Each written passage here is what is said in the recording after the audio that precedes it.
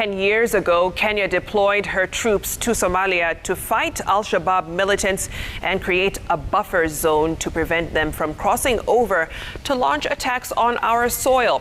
Well, the soldiers have managed to keep the terrorists at bay, but for some, not without paying a very heavy price.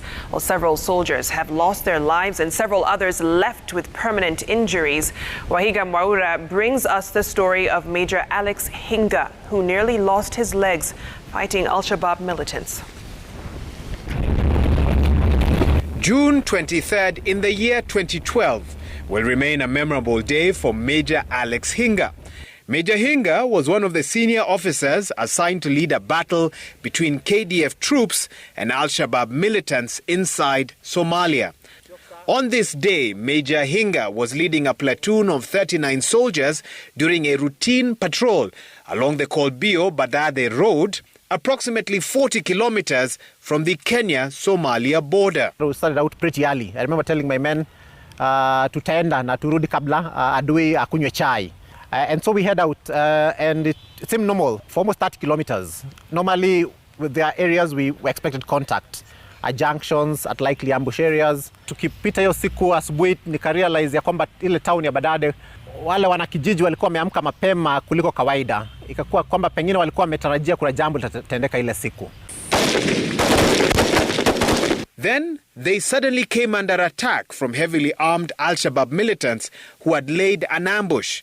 Major's armored personnel carrier, APC, was hit by an improvised explosive device, followed by a quick succession of bullets. The vehicle that was immediately behind us had also been hit, and it was quite some distance off. So as we were driving back, that's when all hell broke loose. We got hit by an ID, and the vehicle, and the APC is around 15 tons, but it was like lifted off and landed. And I think the first thing was I was in shock because I could not feel my legs. Despite the injury he had suffered, Major Hinga continued encouraging his fellow soldiers to engage the militants who were determined to wipe out the entire platoon. I think the person who was shocked was my driver, because now the vehicle stalled and the entire bit of the cabin came down. He didn't have a steering wheel, the radio had come down, and we just had a shell, and the rubble was sitting on my legs. And I think he also had got hit on the head, and one of his legs was also broken. But I think the fact that mine were dangling shocked him even more. So he lifted himself up and lifted my legs onto his chair. Later I realized this was life-saving. Life-saving because the fact that my legs were now in his chair, it stilled a bit of the blood flow. When we got hit, we absorbed the impact, and the calcaneus bone was smashed, and so the leg like flattened out. This one, the other one was broken, was dangling, and then he lifted it and put it on his chair, but this other had been smashed. As the platoon commander, it was difficult for him to reckon with the fact that he was first to be injured in the ambush. I was angry that a second ago we were in contact and we were fine. Now we're back in contact. Make it even worse, I could not fathom myself being the first casualty. So I'd imagined operations, I'd imagined taking care of men hit when they've been injured. I had never imagined me being the casualty.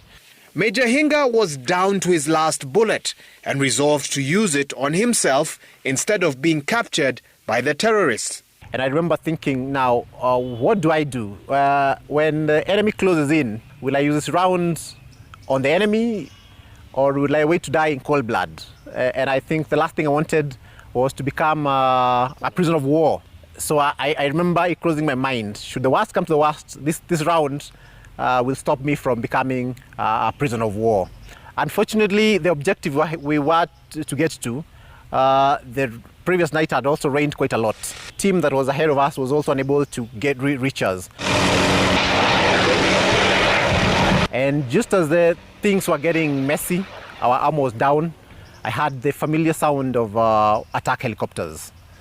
And I had never been more excited and more reassured to hear the sound of the, we call it in military jargon, the YY, it's the 500 MD. As they started firing their rockets, I came alive. I realized I wasn't going to die that day. I was not going to become a prisoner of war.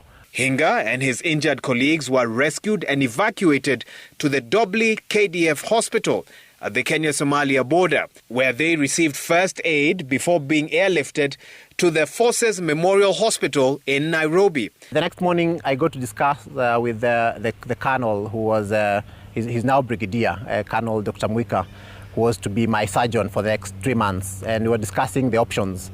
He told me, Hinga, I'll be able to take care of your right leg, which I thought, the dangling leg, we might be able to fix this. But from the x-rays, your left leg is a bag of bones. Major Hinga never knew whether he'd be able to walk again after that experience or not.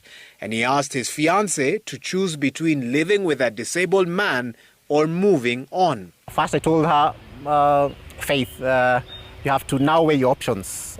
I was a whole man, now I'm an injured man, and you have to decide whether you want to stay on or you want to leave, and I would urge you to leave. I remember telling her I would urge you to leave because I realized I was now going to be disabled. I didn't know how much of healing I would get.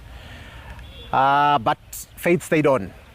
Faith watched me during those hospital days, and I think on leaving hospital, I realized we had to make this formal, and though she became my wife. And I think that has been a serious support system for myself. Hinga is still determined to go back to Somalia and join his colleagues in fighting the Al-Shabaab militants. And to stay mission ready, he has since taken to cycling for rehabilitation. Waihiga Mwaura, Citizen TV.